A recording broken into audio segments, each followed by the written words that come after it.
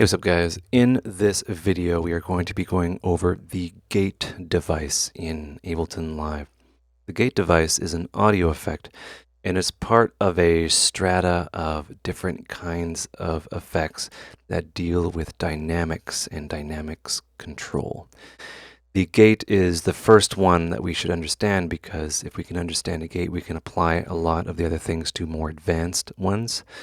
That are more difficult to understand for new music maker people. And that would be, I guess, the compressor, multiband compressor, limiter, all these fun things. We can understand the gate, we can understand the basis for dynamics control. So let me kind of show you what we're looking at here when we talk about dynamics control. And when we look at a signal here, an audio signal. This is a kick, by the way. We can look at it like we can kind of connect all of these peaks of amplitude, and this is something that we will kind of look at as the dynamics of this sound. Dynamics is a physics term, and it's motion of something through time, I believe.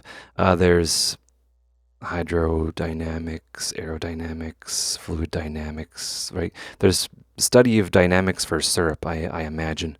All sorts of different fields that study the dynamics of these things. You know, things are affected by temperature, blah, blah, blah. And when we're talking about dynamics, we're talking about the amplitude of a signal as a whole. So, you know, when we're talking about dynamics, we're talking about, okay, well, the difference between this peak signal here and then this right here, right? There's a difference. There's a difference between them. Like these are different in level. And when we're talking about dynamics control, we are affecting those. And I'll give you an extreme example because extreme examples are useful and extreme, I guess. So let's get something on the master channel here. And this is signalizer. I'll actually have that before the safety mechanism. And we're going to go into the oscilloscope because it's time-based. So yeah, let's look at this kick here, right? Quite one-to-one, right? That's because it is. It's the same thing. If we wanted to just quickly give an example of just completely messing with those dynamics, I will drop in something called a limiter. This is something that we'll get into. So I'll boost this gain here. Right? So we've effectively squished part of this. And we can go to the extreme value where it's just a blob. This is called sausaging, and what we're doing is we're just removing something called the dynamic range, right? The dynamic range, what I was talking about was the difference between up here and here, right? There's a difference between those two things, right? They're different in, amplitude. Here, like it's just one long thing, right? There's no dynamic range except, quiet and loud.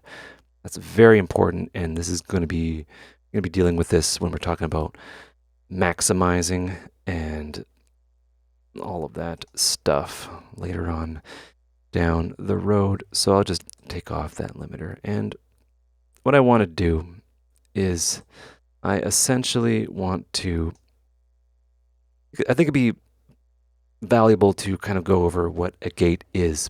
We're going to talk about a classic gate, a transistor gate, right? So this is an electronic, we're going to do maybe our first electronic circuit on this channel, right? So this is a gate, and it looks like a K, but what happens with this gate is signal comes in, right? It's 3 points.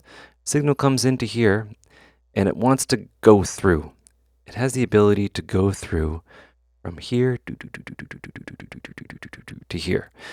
But it can only do that if this contact allows it, right? So this would be I guess a voltage or something, some sort of something. We'll just say it's a signal for this case, essentially. And it wants to go through, but nothing, it won't let it. But when this actually you have to have a resistor here. Very important. Let's just add a habit. I don't want to have any disinformation here. When this kind of goes up to a positive value, which is a 1, it'll say, yeah, you can go through. Then it's like, yay, and then it's allowed to go through. And then when this goes, off or low, it's in a negative state, and then it won't allow it to go through. And then, when it happens again, it will allow it to go through again. And that's essentially the concept of a gate. There's a billion of them in your phone, and they're everywhere, and they change the world, right? And it's the basis for modern computing. How many of these gates and transistors are firing off right now on my computer? I can't even comprehend what's going on. But let's look at gates in audio. These operate in a similar way. So we have this piece of audio here. This is a snare. And this is a good example because there's multiple different parts, and there's some dynamics. We can see the dynamics there, right? Snares are very loud, intense. There's a lot of sounds going on at once, and they're very kind of like look at it. Snares are pretty crazy. Gates on snares are a good example. So we're gonna drop in a gate here, and this is the gate. Ignore what I'm doing. Okay, I'm gonna make this a tiny bit bigger. Okay. So we have a gate, and we have a snare here. And the most important thing when we're looking at dynamics control is the threshold level, right? So with the threshold down at negative infinity, right, nothing's going to happen. And I'm going to take a little bit of a step back. I need to actually explain what's going on here. So let's look at this, I guess, abstract line here. There's a line here, and we're looking at when something is 0, right? So this would be 0 here, and then holy crap, audio goes up, and then boom, up here, right? The audio or the amplitude has gone above that threshold, right? And when you go above that threshold, you get the yes or positive value, right? So let me actually,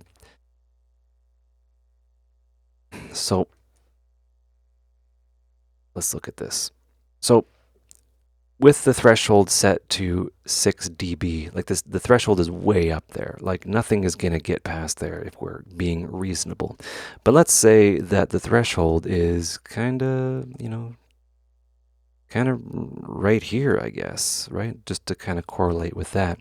The audio will go above that threshold limit, right? We're moving, when we're setting the threshold level, we're moving this up or down, right?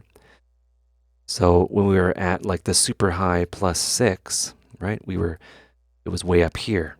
And then now it's kind of where we can make it go even lower. And this will detect the signal going above this threshold, and that will be like, it'll make it a positive.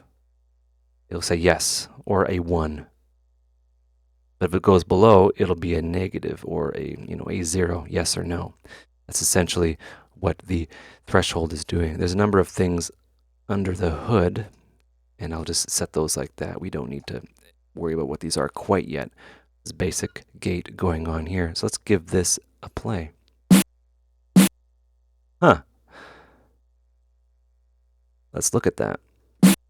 Okay, so we have the original sound here, but then we have the gated sound here.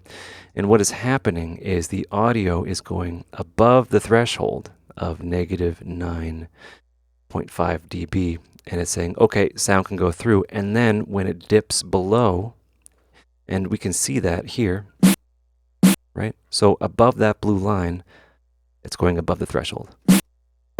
And then when when it goes below the threshold, the sound is effectively cut off, right? It's no longer what it was before, right? This is called gating. And yeah, this is a really useful thing for a number of different reasons. So let's bring the threshold down, right? It's letting more of the sound come through, but then cutting off essentially all the lower end, or not the lower end, the lower amplitude stuff, especially, you know, this stuff down here. It's not making it shorter. It's just cutting off stuff below the threshold. Right? And then we can kind of add more, right? And we're still getting a little bit of that stuff there, but we bring that back up. Yeah, there we go. Right? It's kind of cutting off that stuff down there, to be like the lower end of the signal in terms of its amplitude. Okay, so let's bring the threshold back up so we can play around with this and actually kind of do some basic shaping of dynamics here. Right, let's do this. We can reference this down here. We can actually see the audio where it's kind of peaking, right? Peaking close to 0, right? We can see it. It's grayed out. And as the threshold, as it's passing through the threshold and the gate's being activated, we can see what's going on. It becomes highlighted. So it's saying, we're letting this through, this isn't high enough, and you know, we can do all sorts of fun stuff with that. Let's look at this a tiny bit more. All right, so there's a number of different controls that occur when the amplitude is high enough to go past the threshold. How it behaves. Okay, so how it behaves is, you know, how fast does it take to go from 0 to the amplitude that it is? And that's done with the attack, right? The attack is kind of like it is for the ADSR. It's a slow rise. We can see that, right? No, actually, I'll bring this down here, right? Right, so we're shaving off that top bit, right? As opposed to, you know, this like blast of sound here. It's kind of rolling it off like this. That's essentially what it's doing for the most part, right? It's a way to adjust those dynamics, right? Depending on what's going on. Okay, so why is that? Well, for some things you wouldn't want something when the threshold is passed and the gate is kind of open, right? When I say gate is open, that means audio can pass through. Gate is closed, audio cannot. You don't want it to kind of snap up to the highest value right away. You kind of want it to be gentle. And this is good for certain instruments, but for like a snare, if you want that snappiness, you want it to have a very fast attack. Or we can have it slow, and that'd be good for like a vocal, right? So the vocal gate is open, vocal comes through. You want it to kind of, you know, rise up. It's a way to shape that dynamic when it opens, right? So there's that. So let's do like a really fast kind of chirpy. It's very chirpy, right? And when I say chirpy, I mean like super fast. Like it's open and then it's closed, right? Because it's only above the threshold very briefly, right? We can see that, and it's just the beginning there. We can control how long it's held open. And that's basically saying, like, forever how long you want it to be held. We'll ignore everything else, and then only when the hold period is over, we will, you know, check to see whether or not it's still open. And by default, it's 0.00 milliseconds. And the reason why is because you don't want the gate, it's just silly to me, you don't want the gate to open and close, you know, on every duty cycle, right? Within this waveform, right? Because if the gate's really fast, it'll just be like open, close, and you get like this awful squarifying stuff there. So there has to be a delay there so that, just the nature of how waveforms kind of work, it will stay uniform. Especially at the lower frequencies, you don't want to kind of you get distortion that way, and that's not pleasant. So, little fun fact there to bake your noodle. We can increase the hold time, and what that will do is that will leave it open for a specified amount of time. Right? And that's pretty cool. And that's similar to having the threshold set down, but we have more control. Say if there were some variations in this, we can kind of make everything somewhat uniform in a way. That's what makes gates very useful for material like this. So we can have long hold, short hold, but yeah, you can't go any less than 1 millisecond, and I don't think you'd want to because you get some just gnarly distortion there. So we're getting into the dynamics control here. So we have a very chirpy gate here, right? So it starts, right? So it starts and it ends immediately, right? Because we want that, especially if we want that fast attack. We want the fast attack here, boom, right up to full power, and then when the gate is closed, it goes bam, back to normal, and then, 0, 0. And this is very useful in a lot of ways because this right here would remove noise.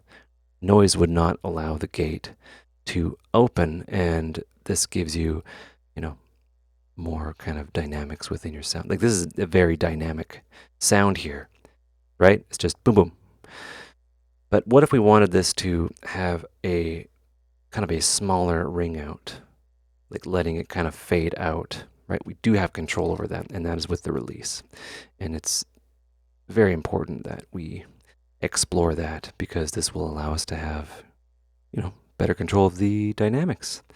So, right, a snare is a good example because there's just a lot of stuff going on here, right? What if we just want to clean it up and make it snappy? We can increase the release.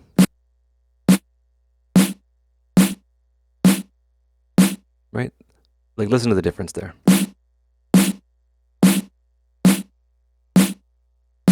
Right? It still sounds natural.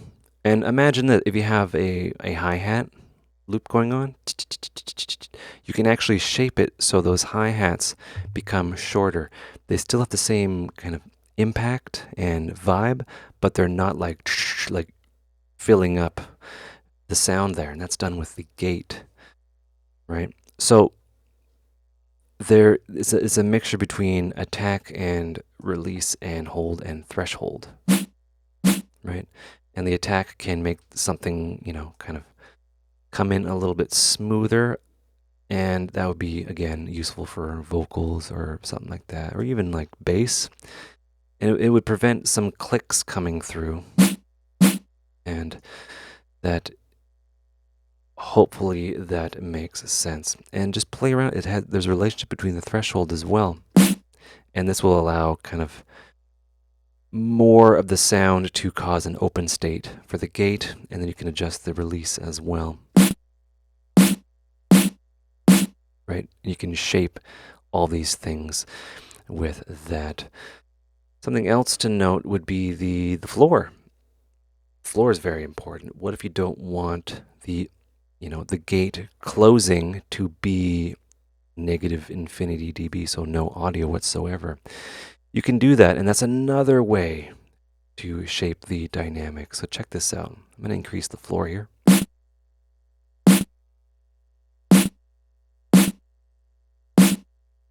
Right, we're still getting a little bit of the when the gate is closed, we're still getting a little bit of the audio.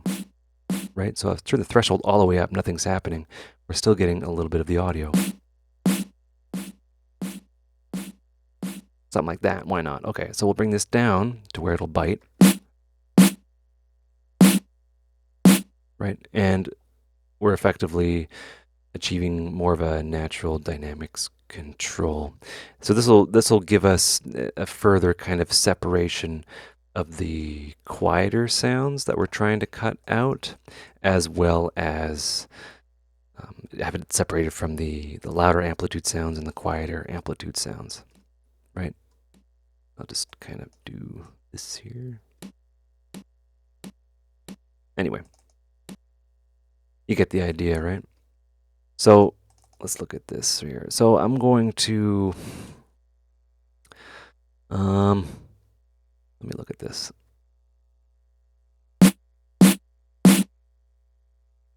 Yeah. Okay, so we have the gate opening whenever it goes above the threshold, and it closes when it goes below the threshold, right? Open and closed. We can have an independent open threshold and an independent closed threshold, and that is the return here. So this is another way to shape sounds, and what happens is you know, the audio in terms of that can bounce around here all at once, right? But it will only open the gate once it goes above this, and then the gate will be closed only when it goes past this, right? So this is the open, and then it will stay open until it goes past this threshold here. And these are relative, and what this does is this is a further way to, again, shape dynamics. Right, so it will, you know, it won't close until it goes. It won't open unless it goes past this open threshold, and it'll only close when it goes past this one. And this is a lot more, I guess,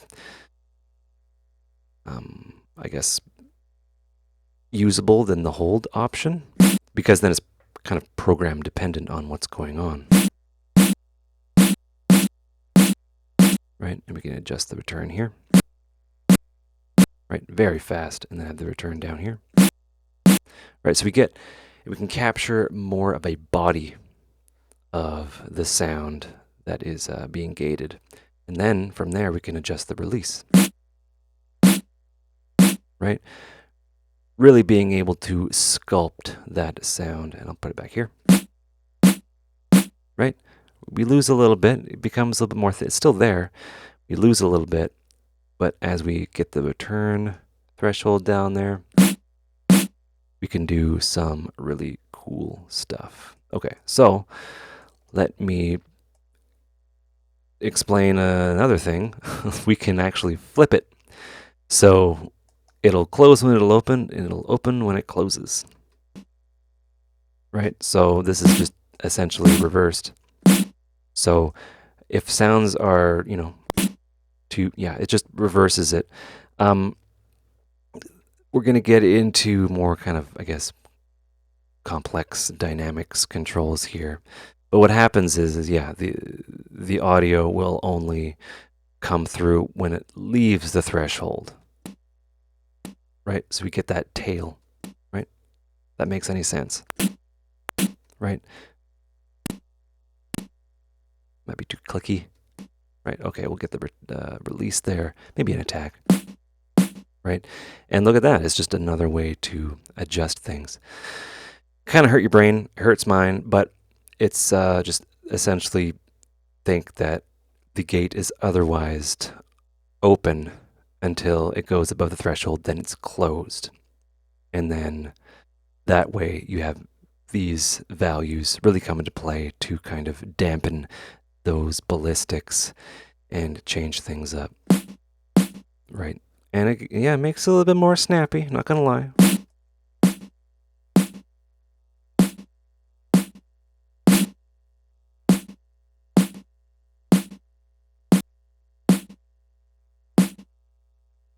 Anyway, it's pretty neat. So from here, let me just briefly go over the look ahead. So a lot of dynamics devices, a lot of dynamics effects need to have a little bit of look ahead because it's operating in the time domain over time. And when there's very low frequency, like say a kick, right? Very low frequencies. Look at how low that is. the initial attack will not be kind of taken into account right away. So what you would need and what is there by default is the look ahead, where it introduces a tiny bit of delay, but what that does is that allows the gate to kind of tell the future about what's being fed into it, and you get to, have look ahead. A lot of things have look ahead, limiters especially, because those super fast changes in volume, transient, different frequencies, and the low ones, you want it to be able to catch those. So you just say, okay, you have the ability to see through time, Mr. Gate or Mr. Dynamics Processor, or whatever you are. And the look ahead is between, 0, 1.5, or 10. And this can, in some cases, change the attack of your signal. I mean, doesn't do much for this. It would work better on a lower end piece of material. But that gets into the advanced kind of effects and DSP. And limiters, like where look ahead is important, it's just there by default, and it's very clever, and it's kind of hard to get wrong. And a good example would be like FabFilter Pro L. What it does is it has a very smart look ahead that catches all of the things. So in general, you don't really need to worry about this. It adds a little bit of a delay, and we can see that in the lower left. 441 samples or 10 milliseconds. It's compensated automatically in live. Don't even worry about it. Don't even worry about it. So let's just leave it at that. And it's 66 samples, which is not even, you can't even notice that amount of delay. So I think that's like how fast, like how the distance sound will travel in like across a foot or something. I don't know, whatever. It's like something small. But this is essentially what gates are doing.